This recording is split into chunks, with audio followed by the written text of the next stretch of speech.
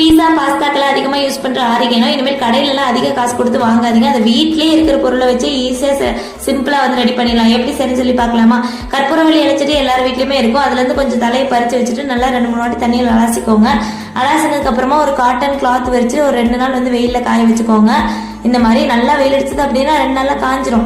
வெயில் கம்மியா இருந்துச்சு அப்படின்னா எப்படி ஒரு வாரம் எடுத்துக்கும். நல்லா இந்த மாதிரி கலர்லாம் மாறி மொறுமொறுன்னு ஆகிறது வரை காய வச்சு எடுத்துக்கலாம். இப்போ மிக்சர் ஜாருக்கு மாற்றிட்டு அதை பவுடரை அரைச்சி எடுத்தீங்கன்னா அதுதானே ஆரிகேனோ.